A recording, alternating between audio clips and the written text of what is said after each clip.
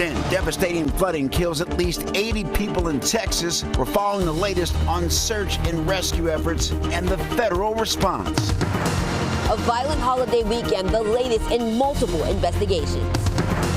Also, President Trump signed the big beautiful bill, meaning sweeping tax cuts and slashing spending. We're breaking down the impact. And robots are slowly taking over our lives and our jobs. Find out if people are a match for machines. You're watching the station covering all of the DMV. This is DC News Now.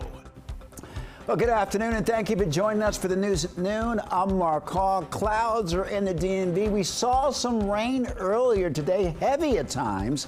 Meteorologist Scott Sumner joining us now with the latest check on the forecast. Scott, is the rain going to stay around? Well, parts of the area for a little bit here, Mark. That rain that you talked about was really the leftover rains from Chantal that moved inland over the weekend, the holiday weekend in the Carolinas. That continues to move off to the north. So right now we have a flood watch. This is for times of high tide between now and 6 p.m. for coastal southern Maryland, coastal counties of southern Maryland. That does include Anne Arundel County, where Annapolis reside, Calvert County, and also St. Mary's County, where Lexington Park resides. And of course, on the other side of the Chesapeake, also seeing some flood watches in effect for areas there. Now, I pulled up the forecast river levels between now and Wednesday morning for the Severn River at Annapolis, and we kind of pushed the limit here now through 1 o'clock with seeing some action along some of those river levels being high or close to their overflowing their banks, and the same for the 1 a.m. time frame around time of high tide there. So we'll watch the river levels here as we go throughout the afternoon. How about our live cam? We have 84 degrees. We have some drizzle now in D.C. Just a nasty looking start to the week. And this is what it looked like here at 9 o'clock. That rain that Mark had talked about, that continues to push off to the north and off to the east. So the remainder of the afternoon certainly looks to be more cloudy than not across the area. Highs because of that will stay in the 80s. Storm chances today are a little bit on the lower side, but there's a possibility of a few rumbles of thunder potentially. But strong storms for tomorrow. We'll talk about tomorrow's forecast and, of course, a full 7 day coming up. Mark? All right, Scott, thank you. All eyes on Texas as the death toll rises from devastating floods. Officials say at least 89 people are confirmed dead. 10 children remain missing. It all comes as a desperate search and rescue operation continues along the Guadalupe River, including 4 missing young campers. And according to the camp's website, Mystic has operated in the Hill Country for nearly 100 years. The camp's owners were hosting roughly 750 children over the July 4th weekend. Our hope and prayer is that there are still people alive that are out there, and we are still actively searching for them, and we will continue. And listen, that will turn into recovery at some point. They didn't really know how bad it was until the light, till the morning, and they could see.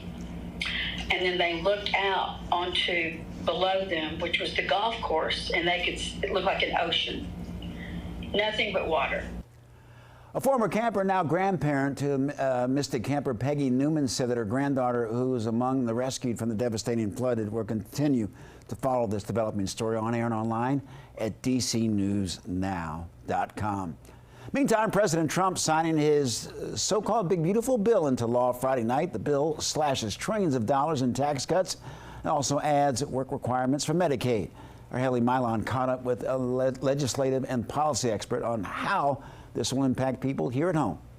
What were the major holdups that had folks on the fence? On one side, you had the fiscal hawks who said, don't raise the deficit. We promised this, and we blamed Democrats and Biden for this before. And then on the other side, you also had some Republicans concerned about Medicaid cuts affecting their constituents, affecting their health care at home where they know their jobs are dependent on it. We have so many federal workers here in the DMV. The concerns that will hit us here in the D.C. area, what do you foresee having the largest, most immediate impact from this bill? This is the hard part, right, is that it's going to take years, if not decades, to feel the real effects of this bill. And then are we even going to measure it as a direct result of this passage in 2025? So some of these things are going to go into immediate implementation, right? Extending of the tax cuts, the no taxes on tips or overtime, some immigration provisions. But then they delayed a lot of the implementation, knowing that they were going to be politically unpopular, and they wanted to delay the negative impacts of it. Most notably, Medicaid expansion, SNAP benefits. Some states are going to have to pay more of that into the system right now, which will affect how many people will be on those rolls. And then some other states are going to have to delay implementation, knowing that these impacts are going to be so negatively felt. So it's going to be hard. DMV is not going to be immune to this bill, but neither is any state across the entire United States. And so many polls revealing that this is largely unpopular with a lot of Americans. So as you said, it will take years to see how this impacts the Trump administration's legacy. But how much of this is political albatross for the Democrats, and how much could be undone rather if the Democrats are successful in the midterms?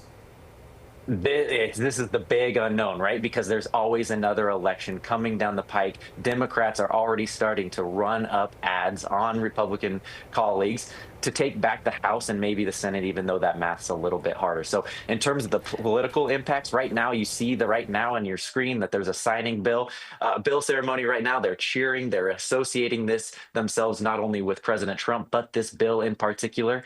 As we start to see the effects of this, and if and when they become negative, you'll see those Republicans starting to distance themselves not only from the administration, but this bill and their vote in particular. And Democrats are going to make sure that there's not going to be any distance between their vote and the impacts. And we just don't know how quick or how negative those impacts are going to be, knowing that the next election is just a few years away, to say nothing of 2028, which everyone already has their eyes on. All right, thanks to Haley Milon. Well, happening now, rally in support of Kilmar Abrego Garcia taking place near the Greenbelt Courthouse. This is happening as a judge is hearing arguments on whether to return him back to Maryland. That's the Prince George's County man mistakenly deported to El Salvador. Abrego Garcia is currently being held in Tennessee, where he faces federal human smuggling charges. Last week, a judge agreed to keep Garcia locked up over fears that he'd be deported once he was released. That meeting began at 11 this morning. Well, more than 20 people were arrested during the 4th of July weekend Saturday. Police say that 18 people, including 16 juveniles, were arrested for disorderly behavior, including using illegal fireworks. Police say that another 5 juveniles were arrested Sunday for fireworks discharge. Well, holiday weekend turned violent in the district. Several people were shot, including a 3-year-old girl who's now fighting for her life. DC News Now's Yama Risase breaks down what happened and where police stand in the investigation.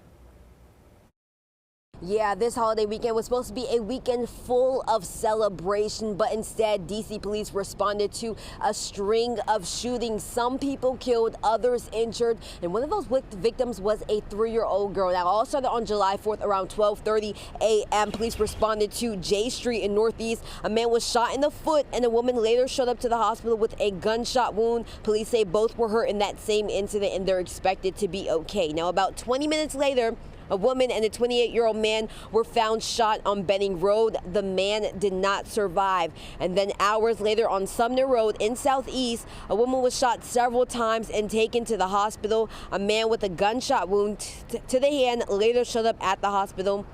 And another woman was treated for being exposed to pepper spray. Now, police say that started due to a fight involving a group of people. And just after 3 a.m., tragedy struck on 14th Street, where a 3-year-old was shot in the upper body while sitting in the car. She's in critical condition, and police are still looking for whoever fired that shot and hit her. Now, the violence did not stop there. On Saturday night around 11 p.m., another shooting that killed a 23-year-old in Northeast on T Street. And the man was also hurt in that shooting as well. A man was found shot in his car in New York Avenue and Bladensburg Road, and another shooting on M Street left one more person hurt. Now, people in the district say this weekend was extremely violent, and they're fed up with the senseless shooting. I know that something needs to be done. I'm not sure exactly what, but something.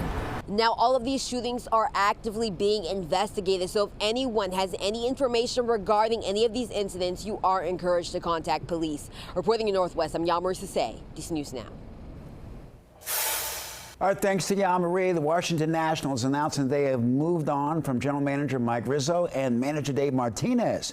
Mike DiPartolo will take over the interim general manager.